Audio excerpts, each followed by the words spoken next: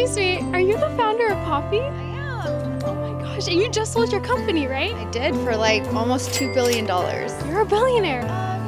I dabble. How were you able to do that? How were you able to sell your company? I think it's because I started with a passion project and I actually didn't set out to make money and sell the company, and that's where great brands are built. So you basically exited, right? But you didn't plan on exiting? I did start the company to build a long-term brand, but I did know I eventually wanted to exit. One, to create legacy for my family, and two, Pepsi has the best distribution. You need a good partner like that if you truly want to revolutionize soda for the next generation. And you said this was a passion project, right? Yeah. So what was the reason? Why did you start Poppy? I had some health issues. I know, girl problems. We all got those tummy issues. And I started drinking apple cider vinegar. Hated the way it tasted. And so to my kitchen I went and I got a deal on Shark Tank and we launched Poppy March 2020, the first week of COVID. Love that. Congratulations. Shark Tank's a huge deal. And I also heard that you're also an investor now on Shark Tank. And I actually heard too that you were pregnant while building this brand. Did you think there was a certain balance to that, or did you just go all in? I started the company 3 months pregnant. I was on Shark Tank 9 months pregnant, and then I had my third 2 years ago. And I just feel like I am here to tell you it is absolutely harder to have kids and start a business, but it makes it so much more rewarding because I didn't have to choose. I could do both and get a support system, breastfeed your baby on Zoom, do it all, make it part of your culture, being a mom, being a baddie, and selling your company for $1 billion. Those can all coexist. Your husband's also in your business too. What challenges have you guys faced so far working together in a business? I love that we have a common goal and a common purpose to create legacy, not only within Poppy, but our family, that we created Poppy. And the fact that we can do that together is really rewarding because when I'm working 80 hours a week, he's at home helping with the kids, or if he's working 80 hours a week, I'm at home working with the kids. We have true partnership within what we're doing. So I always recommend, if you can stand it, do it. And then if you do it, stay in your lane. I am the creative, he is the business guy. We really balance each other out and we know not to kind of step in each other's lanes. I love that. And there's one more question I definitely want to ask you. If there's a woman right now who is sitting on a business idea and she's too afraid to take that risk and start it, what would you tell her? I would say embarrassment is the most underexplored emotion when it comes to success. Go out there, make a fool of yourself, start awkwardly, start messy, because guess what? After you start and you're embarrassed, you're going to gain clarity, you're going to gain confidence, and you're going to learn and you're going to grow. I love that. Thank you so much. It was so nice meeting you. Thank you. Excuse me, ma'am. Question for you.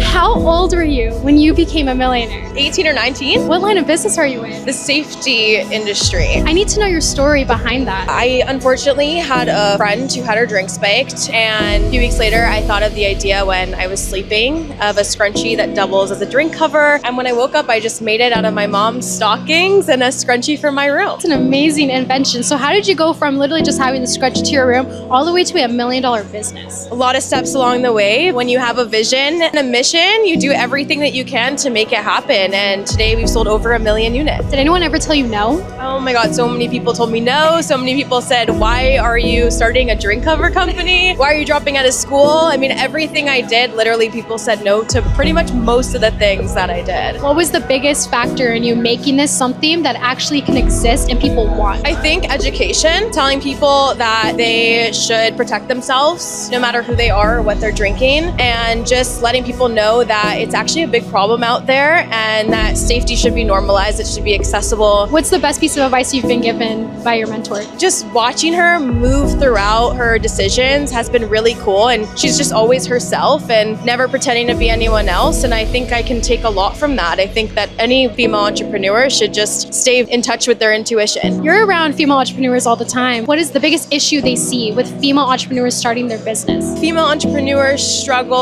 with a lack of self-confidence. I wish that every female entrepreneur knew that, like, if I could do it, they could do it too. Imposter syndrome is a huge problem, and I think that if we realize that all of us deal with it, then we can move through it easier. So you've dealt with imposter syndrome yourself. What did you tell yourself in order to break through from that? Knowing that everyone goes through it, even the people you look up to have imposter syndrome, understanding that something Emma Grede says is you're no better than everyone else and nobody's better than you. What's the most amount of money you've made in a single year? $2.5 million.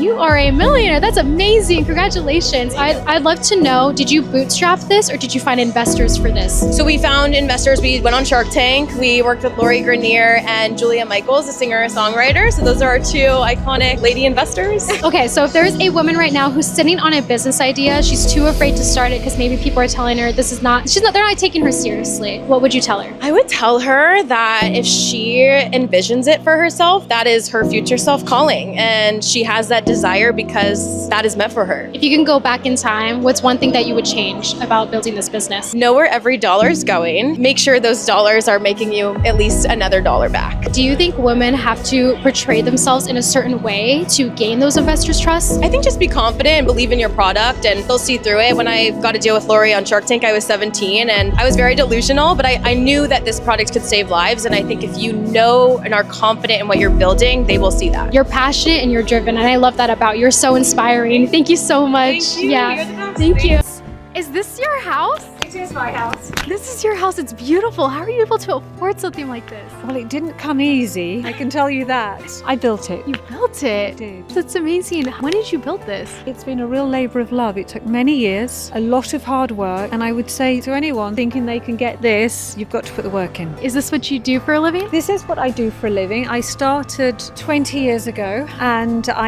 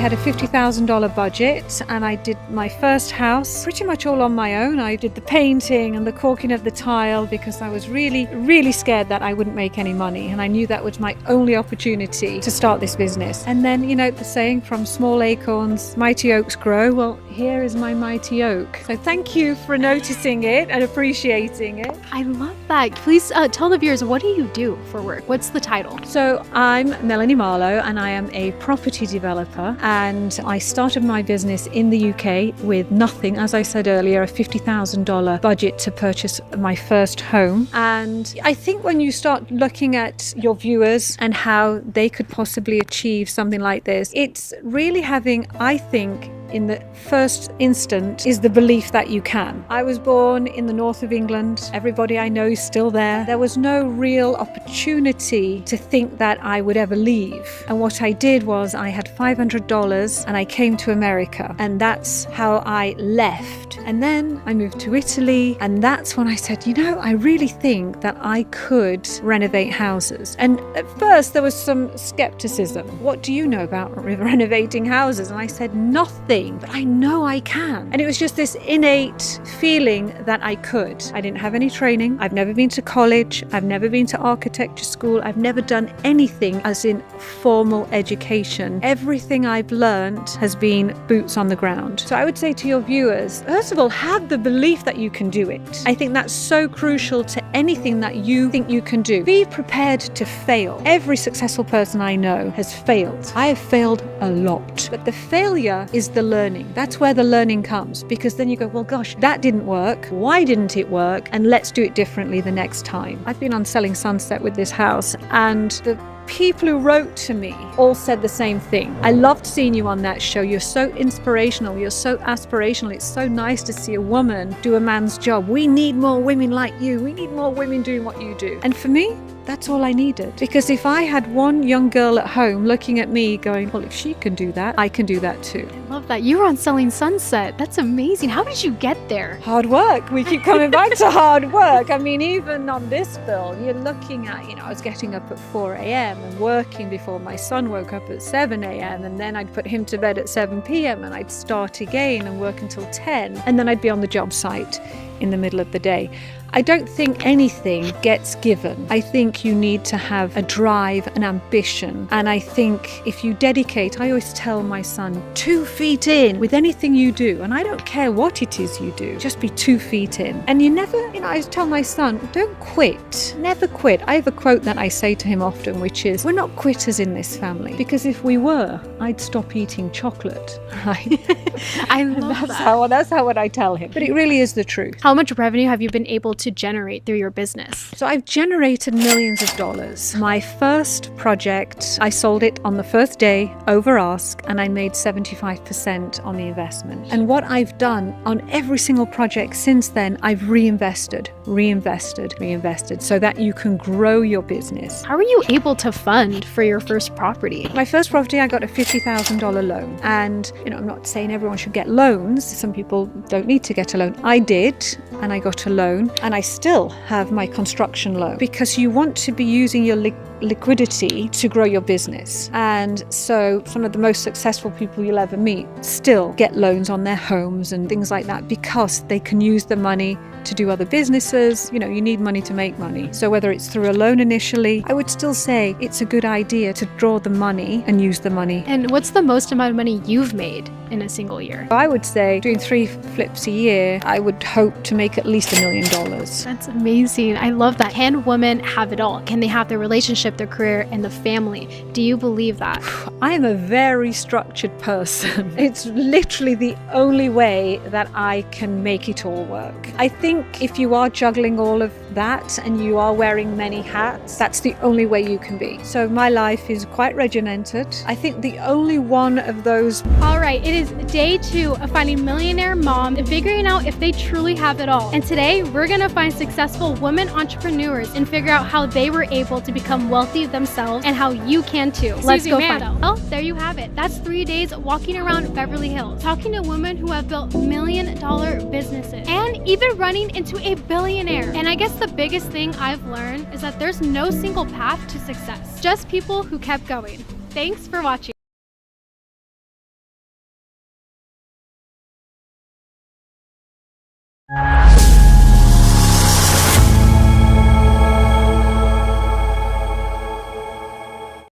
ওকে,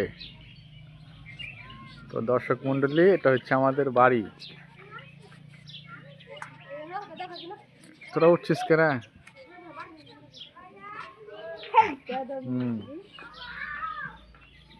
হচ্ছে আমার চাচি আম্মার বাড়ি, দালান বাড়ি, এটা আরো গরিব মাটির বাড়ি।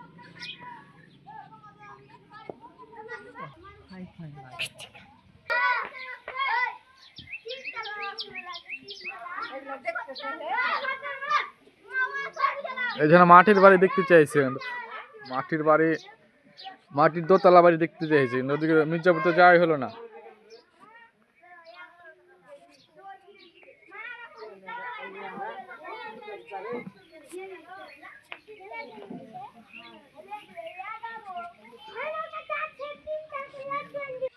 হ্যাঁ, নরে ভাবে সেখানে এই বুঝে ঠাস একটা চট দেবো, সানডে অনেক গল্প দেবো। তো এটা আমাদের গরু, এই ভিতরে বাড়ি, ভিতরে আয়।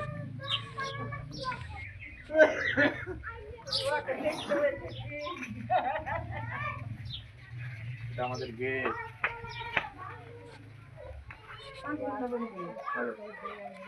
এদিক ঘুরিয়ে একটা ভিউলে 3 মিনিট দিয়ে। হ্যাঁ, আমার সাথে সাথে তুই আগে উচিত কে?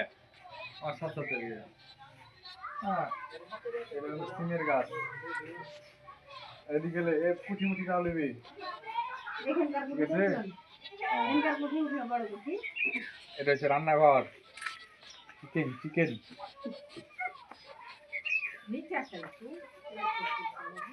এইদিকে আমার ঘরে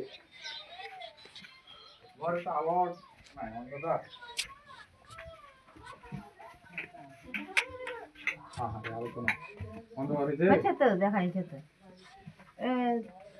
অন্ধকার হয়ে গেছে আলাটা লেনে দে বাইরে করতে দিয়ে দেব বুদ্ধি নাই তোর আলো আছে দেখতে পাইস না এটা আমার ঘর এটা আমার ঘরে ফ্রিজ এটা আমার অ্যাপাচি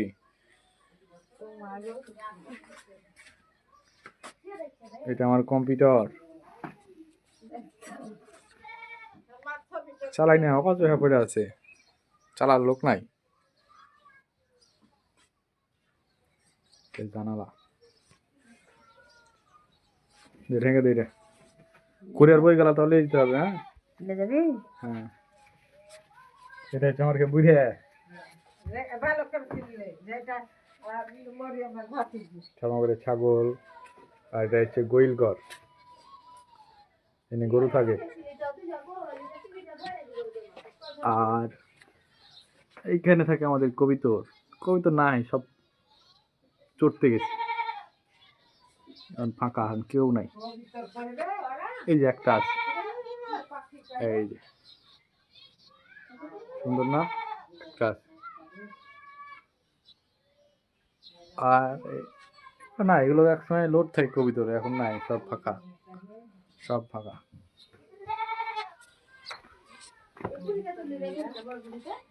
হ্যাঁ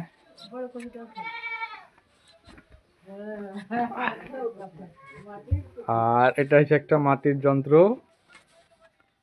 হ্যাঁ কুঠি এটাকে আমরা আমাদের ভাষায় বলি কুঠি এতে ধান রাখা হয় এটা দেখতে অনেক ছোট মনে হলো ক্যামেরা তো আছে অনেক বিরাট বড় এখানে প্রায় 20 মণ ধান আটে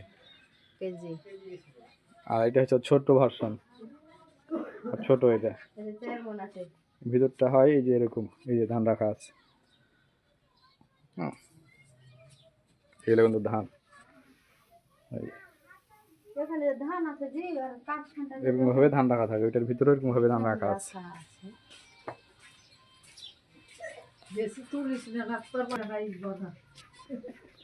আর এটা হচ্ছে আমার আম্মা করে তুলবি এটা হচ্ছে আমার ছোট ওস্তাদ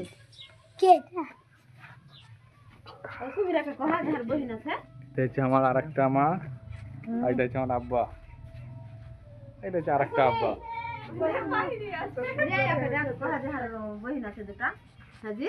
হ্যাঁ আর এটা হচ্ছে আরেকটা ঘর এই হাত পালাতে এটা হচ্ছে আরেকটা আম্মা এটা হচ্ছে আমাদের রুম মারা থাকে এই রুমে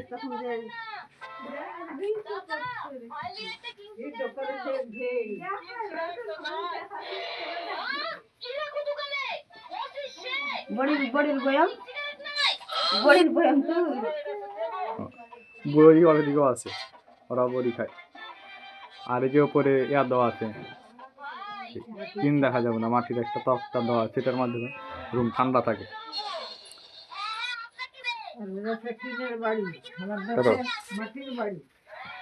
কত দিনে গড়া ড্রাম আছে ওই ড্রামে আরো জিনিস ফেলে দিয়েছি আর যে টিন হচ্ছে উপরে টিন দেখা যাচ্ছে এদিকে আর ঘরের ভিতরে কোনো টিন দেখা যাবে না উপরে পাটন দেওয়া আছে যাতে ঠান্ডা কম লাগে গরম কম লাগে গরমের দিনে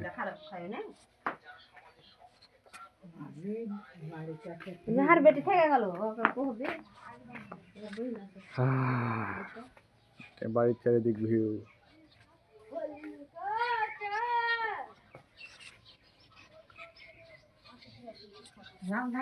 গেট